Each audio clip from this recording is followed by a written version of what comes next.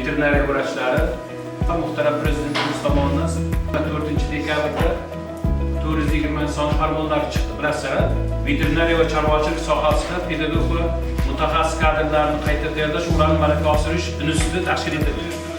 Universitetimiz qoshida ikkita malaka oshirish markazi bor edi. Biri mutaxassis kadrlarni malakasini oshirish markazi bo'lsa, ikkinchisi pedagog kadrlarni qayta tayyorlash va ularning malakasini oshirish tarmoq markazi.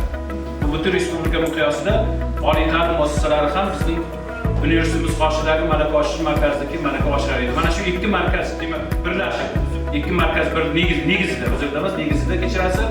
Demak, qo'mita huzurida malaka oshirish instituti tashkil etildi. Institut tashkil etish to'g'risida muhtaram prezidentimiz qarorlariga binoan, demak, bir qator bizga vazifalar yuklangan. Vazifalar, ya'ni nimalar? Demak, xorijiy yetakchi oliy ta'lim muassasalari professor o'qituvchilarini dars jarayonlariga jalb qilish. Mana shu nuqtai nazardan mana bugun Latviya biofanlar va texnologiyalar universiteti professori, veterinariya fanlari doktori Gundiga Aleksandrovna tashrif buyurgan. Mana 2 haftadan beri universitetimizda sizlardan oldingi tinglovchilarga ham dars o'tib bergandi. Mana bu tinglovchilarga ham bevosita Gundiga xonimning o'zining tashabbusi bilan bugun sizlarga dars tashkil qilamiz. Demak, menimcha rus tilini ko'pchilik tushunadi.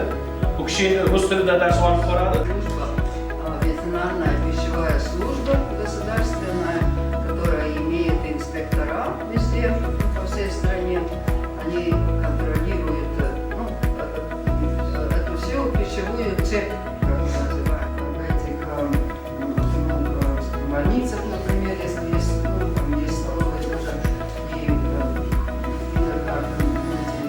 и детские сады, да, везде, школы и так далее. В принципе, такая служба, что она захватывает буквально все, что касается ветеринарных